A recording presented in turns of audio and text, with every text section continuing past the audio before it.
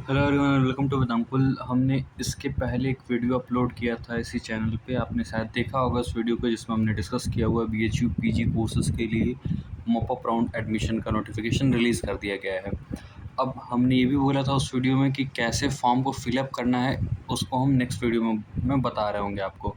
तो इस वीडियो में मैं आपको ये बता रहा हूँ कि कैसे ऑफलाइन फॉर्म आपको फिल करना है। तो इन चीज़ को हम इस वीडियो में डिस्कस करेंगे। आपको नोटिस दिख गया होगा, नोटिस आपने पढ़ भी लिया होगा। जैसे आप सेकंड पेज पे आएँगे तो आपको फॉर्म दिख रहा होगा। फॉर्म में क्या कुछ लिखा हुआ है, सारी चीज़ों को देख लीजिएगा। सिंपल एक प्रिंट आउट निकलवाइएगा और उसी पे आपको फॉर्म फिल कर लेना है।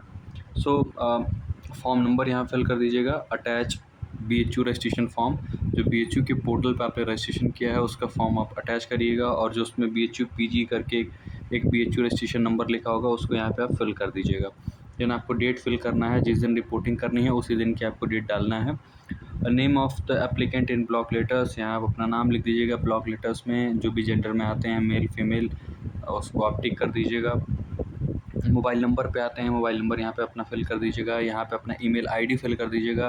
देन कैटेगरी की बात आती है, attach proof circle which ever applicable, तो जो सर्कल कर दीजिए या फिर टिक कर दीजिए इनमें जो भी आपके पे एप्लीकेबल है। अगर आप ईडब्ल्यूएस से हैं, ओबीसी से हैं, एससी से हैं, एसटी से हैं, या एम्प्लॉय वार्ड हैं, या फिर यूआर कैटेगरी में, जिस भी कैटेगरी में उसके अकॉर्डिंग आप जो है वो सर्कल कर दीजिए, जिसमें कोई आपको बहुत परेशानी नहीं होने वाली है।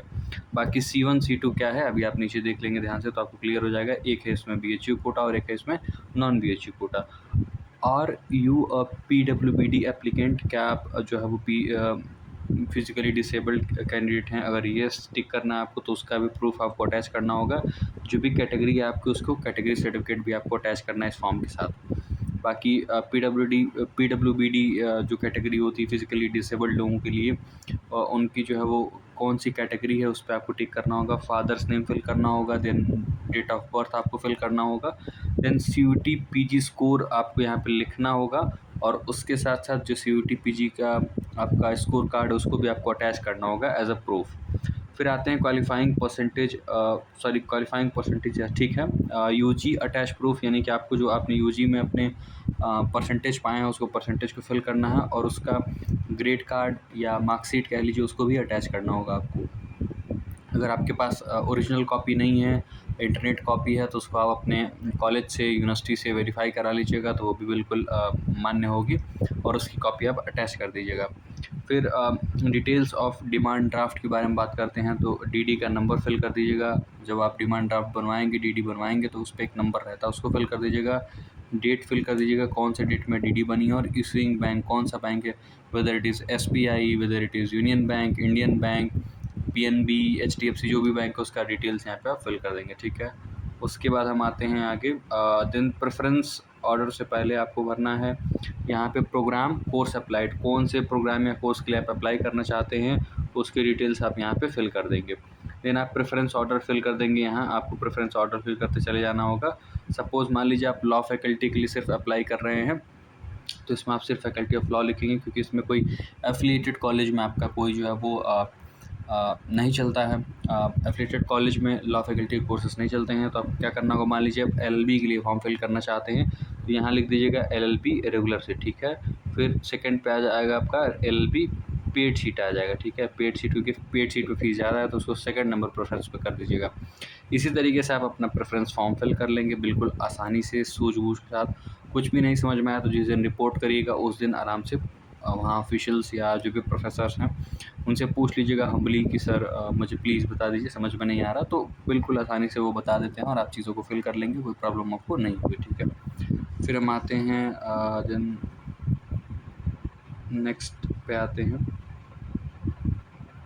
Note C1 is BHU student and C2 is non BHU student. वही बात जो मैंने आपको बताया था कि नीचे आपको फॉर्म में दिख जाएगा। सो C1 कैटेगरी जो है ये आपको किसकी कैटेगरी है, BHU स्टूडेंट की कैटेगरी है, और C2 जो है वो नॉन BHU स्टूडेंट की कैटेगरी। ठीक है। यानी कि जो BHU स्टूडेंट नहीं है वो C2 पे फिल करेंगे, और जो BHU स्टूडेंट है वो C1 पे फिल करेंगे। LLB जैसे प्रोफेशनल कोर्सेज में कोई BHU कोटा नहीं है, तो आप इस बात को ध्यान रखिएगा कि वहाँ C1 C2 का कोई बहुत मतलब नहीं रह जाता है। बाकी आप यहाँ लास्ट में आई के बाद अपना नाम फिल करिएगा, हेयर बाय डिक्लेयर ठीक है। उसके बाद यहाँ पे आपको अपना सिग्नेचर करना होगा, सिग्नेचर ऑफ द एप्लीकेंट। यहाँ तक हो गया। उसके बाद से आपको कुछ बहुत फिल करने की ज़रूरत नहीं है। तो नीचे का जो सेक्शन है for the use of verifier and department admission committee, उन लोगों का ये काम है। तो इतने तक आपको नहीं कुछ फिल करना है, ठीक है। यानी इस बॉक्स में कुछ नहीं फिल करना है, यहाँ तक आपको फिल करना है। लास्ट में यहाँ तक आपको अपना सिग्नेचर लगाना है। जो जो रिक्वायर्ड डॉक्यूमेंट्स है वो हमने आपको बता दिया है, वो सारे डॉक्यूमेंट्स आप जो लगा दीजिएगा। इससे अधिक की कुछ बहुत ज़रूरत नहीं है इसमें। मेन चीज़ें इस नोटिफिकेशन में बता दी गई हैं। इस नोटिफिकेशन को हमने अपने टेलीग्राम ग्रुप में भी शेयर किया हुआ है। सो वहाँ से भी आप चीज़ें देख लीजिएगा, पढ़ लीजिएगा। कुछ और भी डाउट हो तो ज़रूर कमेंट बॉक्स में कमेंट करिएगा। और किस दिन जो इंपॉर्टेंट टाइमलाइन है उसके एक बार फिर से ज़्यादा बता देते हैं। देख लीजिए, जो डिक्लेरेशन ऑफ सीट्स हैं किस दिन पता चलेगा, कौन से कोर्स में कितनी सीट्स वैकेंट हैं, तो वो आपको 4 अगस्त को, 4 ऑफ अगस्त को पता चलेगा। 7 ऑफ अगस्त को आपको पता चलेगा फिजिकल वेरिफिकेशन, फिजिकल रिपोर्टिंग करनी है आपको। 7 अगस्त को जो है वो फिजिकल रिपोर्टिंग करनी है, यानी विज़िट करना है डिपार्टमेंट में। उसके बाद मेरिट डिक्लेरेशन की बात की जाए तो वो होगा 10 ऑफ अगस्त को। 12 ऑफ अगस्त को जो है आपको सीट अलॉटमेंट या फिर फ़ीस लिंक सेंड कर दी जाएगी, और आपको उसके जिस दिन सेंड किया जाएगा उसके विदिन 48 आवर्स आपको अपना फ़ीस भी पेमेंट कर देना हो। So this was all about. कोई भी डाउट हो कमेंट बॉक्स में कमेंट कर दीजिएगा, या फिर टेलीग्राम ग्रुप को ज्वाइन कर लीजिए और वहाँ हमें आप मैसेज कर दीजिएगा। विल ट्राई कि आपकी जो भी क्वेरीज उनको रिजॉल्व किया जाए। Thank you very much, see you all. And जाते जाते चैनल को सब्सक्राइब जरूर कर लीजिएगा। बहुत सारे अपडेट्स आपको टाइप पे मिलता रहता है। Thank you very much.